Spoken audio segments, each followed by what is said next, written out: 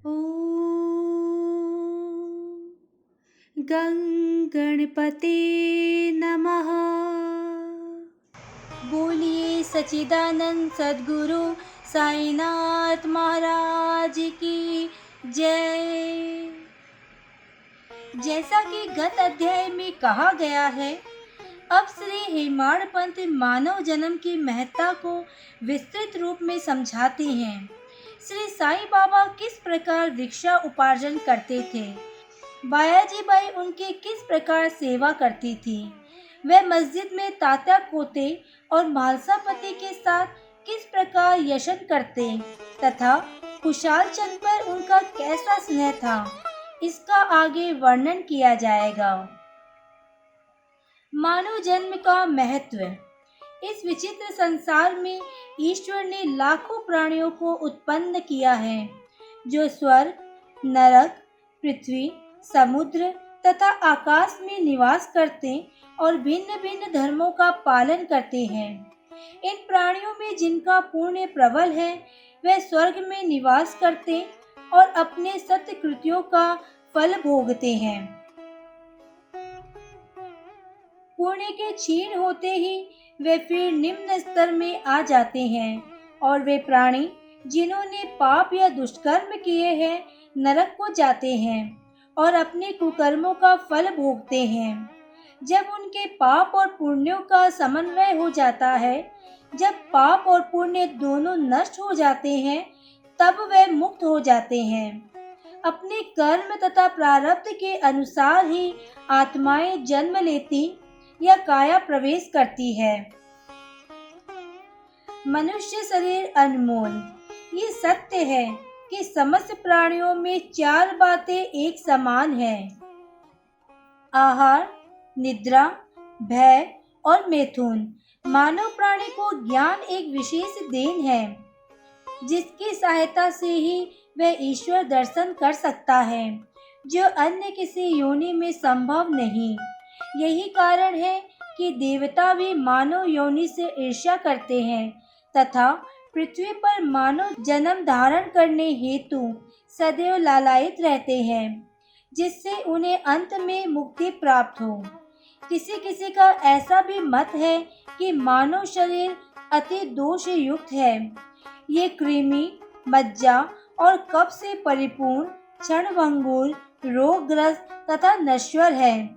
इसमें कोई संदेह नहीं, ये कथन अशंत सत्य है, परंतु इतना दोषपूर्ण होते हुए भी मानव शरीर का मूल्य अधिक है, क्योंकि ज्ञान की प्राप्ति केवल इसी योनि में संभव है।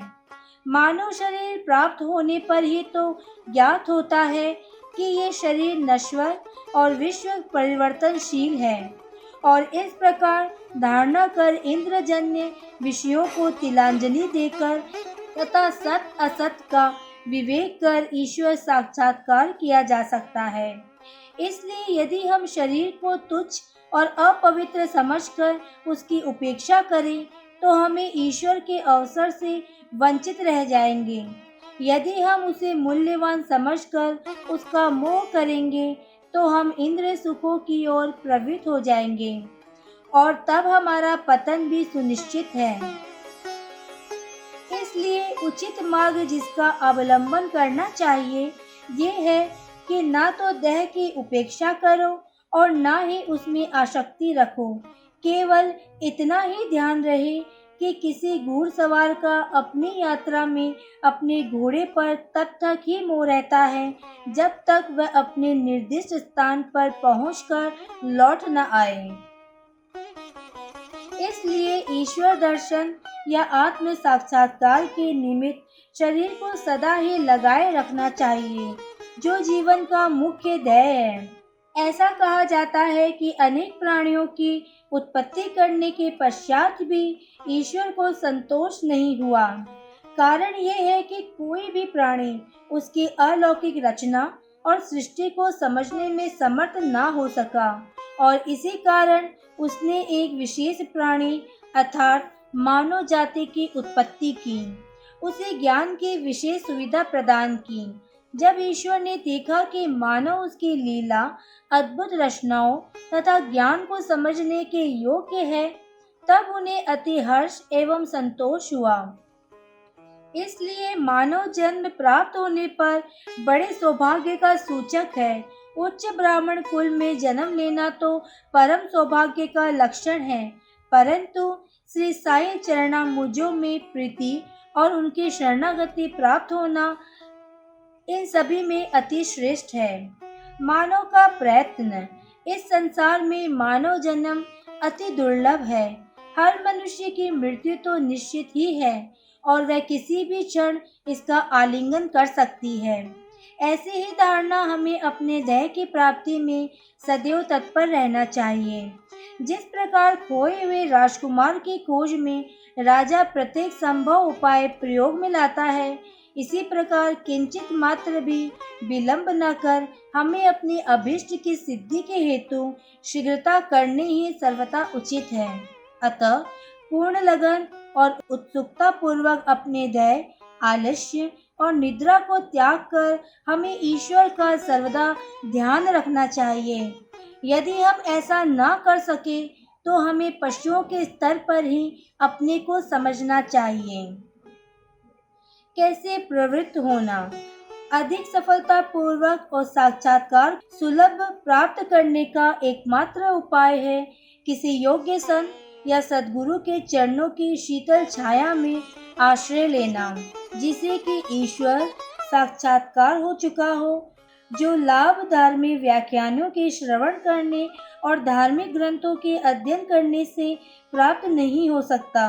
वह इन उच्च आत्मज्ञानियों की संगति से सहज ही प्राप्त हो जाता है। जो प्रकाश हमें सूर्य से प्राप्त होता है, वैसा विश्व के समस्त तारे भी मिल जाए तो भी नहीं दे सकते। इसी प्रकार जिस आध्यात्मिक ज्ञान की उपलब्धि हमें सद्गुरु की कृपा से हो सकती है, वह ग्रंथों और उपदेशों से किसी प्रकार संभव नहीं है। उनकी प्रत्येक गतिविधि, मृदु भाषण, गृह उपदेश, क्षमाशीलता, स्थिरता, वैराग्य, दान और परोपकारिता, मानव शरीर का नियंत्रण, अहंकार शून्यता आदि गुण जिस प्रकार भी इस पवित्र मंगल विभूति द्वारा व्यवहार में आते हैं, सत्संग द्वारा भक्त लोगों को उसके प्रत्यक्ष दर्शन होते हैं। इससे मस्तिष्क की जागृति तथा उत्तरोत्तर आध्यात्मिक उन्नति होती है। श्री साईं बाबा इसी प्रकार के एक संत या सद्गुरु थे। यथापि वे ब्रह्म रूप से एक फकीर का अभिनय करते थे, परंतु वे सदैव आत्मलीन रहते थे। वे समस्त प्राणियों से प्रेम करते और उनमें भगवत दर्शन का अनुभव करते थे। सुखों का उनको कोई आकर्षण न था और न वे आपत्तियों से विचलित होते थे। उनके लिए अमीर और फकीर दोनों ही एक समान थे। जिनके केवल कृपा से भिखारी भी राजा बन सकता था, वे शिरडी में द्वार द्वार घूमकर भिक्षा उपार्जन किया करते थे। ये कार्य वे इस प्रकार करते थे। बाबा की भिक्षावृत्ति। शिरडी वासियों के भाग्य की कौन कल्पना कर सकता है, जिनके द्वार पर परब्रह्म भिक्षुक के रूप में खड़े रहकर पुकारा करते थे, ओ माई, एक रोटी का टुकड़ा मिले, और उसे प्राप्त करने के लिए अपना हाथ फैलाते थे। एक हाथ में वे सदा टमरेल लिए रहते तथा दूसरे में एक झोली। कुछ घरों में तो वे प्रतिदिन ही जाते और किसी किसी के द्वार पर केवल फेरी ही लगाते थे। वे साग, दूध या छाछ आदि पदार्थ 3 पाट में लेते तथा भात और रोटी आदि अन्य सूखी वस्तुएं झोली में डाल लेते थे। बाबा के जीवा को कोई स्वाद रुचि न थी, क्योंकि उन्होंने उसे अपने वश में कर लिया था। इसलिए वे भिन्न भिन्न वस्तुओं के स्वाद की चिंता क्यों करते। जो कुछ भी भिक्षा में उन्हें मिल जाता, उसे ही वे मिश्रित कर संतोष पूर्वक ग्रहण करते थे। अमुक पदार्थ स्वादिष्ट है या नहीं, बाबा ने इस ओर कभी ध्यान ही नहीं दिया। मानो उनके जीवा में स्वाद बोध ही ना हो। वे केवल मध्याह्न तक ही भिक्षा उपार्जन करते थे। ये कार्य बहुत अनियमित था। किसी दिन तो वे छोटी सी फेरी ही लगाते तथा किसी दिन 12 बजे तक। वे एकत्र भोजन एक कुंडी में डाल देते और जहाँ कुत्ते, बिल्लियाँ, कौवे आदि स्वतंत्रता पूर्वक भोजन करते थे, बाबा ने उन्हें कभी नहीं भगाया। एक स्त्री भी जो मस्जिद में झाड़ू लगाया करती थी, रोटी के 10-12 टुकड़े उठाकर अपने घर ले जाती थी, परंतु किसी ने कभी उसे नहीं रोका। जिन्होंने स्वप्न में भी बिल्लियां और कुत्तों को कभी दुत्कार कर नहीं भगाया, वह भला निसहाय गरीबों को रोटी के कुछ टुकड़ों को उठाने से क्यों कर रोकते। ऐसे महान पुरुष का जीवन धन्य है। शिरडीवासी तो पहले पहले उन्हें केवल एक पागल ही समझते थे और वे शिरडी में इसी नाम से विख्यात भी हो गए थे। जो भिक्षा के कुछ टुकड़ों पर निर्वाह करता हो, भला उसका कोई आदर कैसे करता। परंतु ये तो उदार हृदय, त्यागी और धर्मात्मा थे। यथापि वे बाहर से चंचल और अशांत प्रतीत होते थे, परंतु अंतःकरण से दृढ़ और गंभीर थे। उनका मार्ग गहन तथा गूढ़ था। फिर भी ग्राम में कुछ ऐसे श्रद्धावान और सौभाग्यशाली व्यक्ति थे जिन्होंने उन्हें पहचान कर एक महान पुरुष माना। ऐसे ही एक घटना नीचे दी जाती है। बायाजी बाई की सेवा। तात्या कोते की माता, जिनका नाम बायाजी बाई था, दोपहर के समय एक टोकरी में रोटी और साग लेकर जंगल को जाया करती थी। वह जंगल में कोसों दूर जाती और बाबा को ढूंढकर उनके चरण पकड़ती थी। बाबा तो शांत और ध्यान मग्न बैठे रहते थे। वह एक पत्तल बिछाकर उस पर सब प्रकार के व्यंजन आदि जैसे रोटी, साग आदि परोसती और बाबा से भोजन कर लेने के लिए आग्रह करती। उनकी सेवा तथा श्रद्धा की रीति बड़ी ही विलक्षण थी। प्रतिदिन दोपहर को जंगल में बाबा को ढूंढना और भोजन के लिए आग्रह करना, उनकी इस सेवा और उपासना की स्मृति बाबा को अपने अंतिम क्षणों तक बनी रही। उनकी सेवा का ध्यान कर बाबा ने उनके पुत्र को बहुत लाभ पहुंचाया। माँ और बेटे दोनों ही इस फकीर पर दृढ़ निष्ठा रखते थे।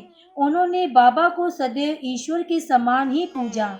बाबा उन्हें कभी कभी कहा करते थे कि फकीरी ही सच्ची अमीरी है, इसका कोई अंत नहीं। जिसे अमीरी के नाम से पुकारा जाता है, वह शीघ्र ही लुप्त हो जाने वाली है। कुछ वर्षों के बाद बाबा ने जंगल में विचरना त्याग दिया। वह गांव में ही रहने और मस्जिद में ही भोजन करने लगे। इस कारण बायजाबाई को भी उन्हें जंगल में ढूंढने के कष्ट से छुटकारा मिल गया। तीनों का शयन कक्ष। वह संत पुरुष धन्य है जिनके हृदय में भगवान वासुदेव सदैव वास करते हैं। वह भक्त भी भाग्यशाली है जिन्हें उनका सानिध्य प्राप्त होता है।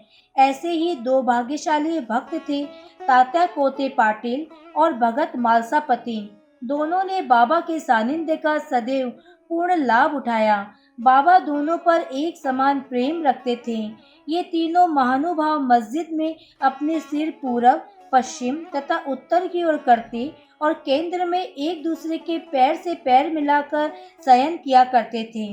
बिस्तर में लेटे लेटे ही वह आधी रात तक प्रेम पूर्वक वार्तालाप करते और इधर उधर की चर्चाएं किया करते थे।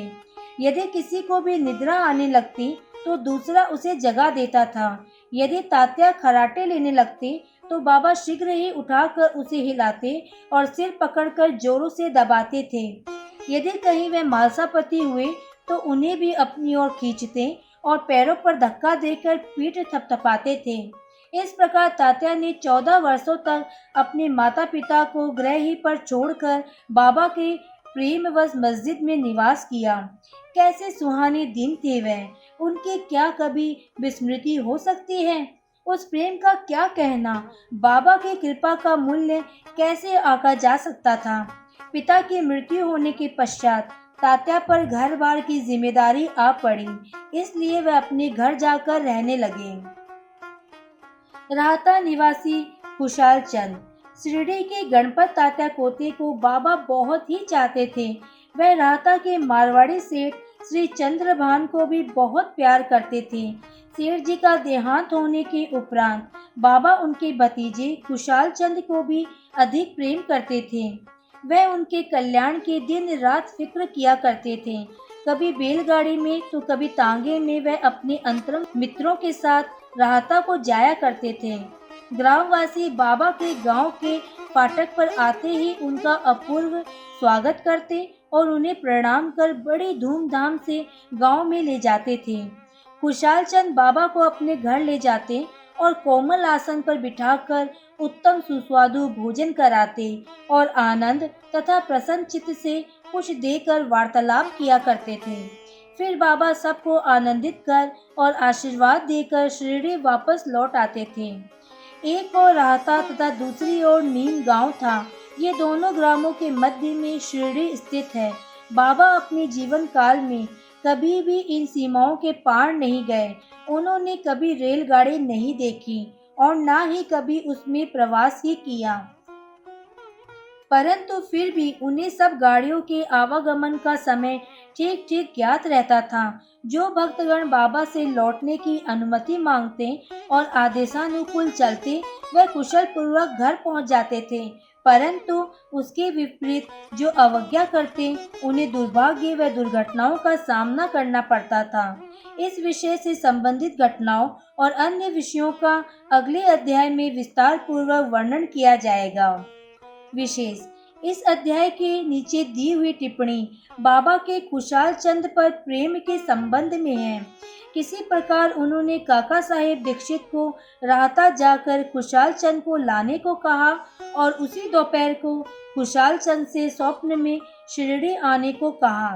उसका उल्लेख यहाँ नहीं किया गया है क्योंकि इसका वर्णन इस सच्चरित्र के 30वें अध्याय में किया जाएगा। श्री सद्गुरु साईनाथ प्रणमस्तु। शुभम भवतु। ओम श्री साईनाथाय नमः।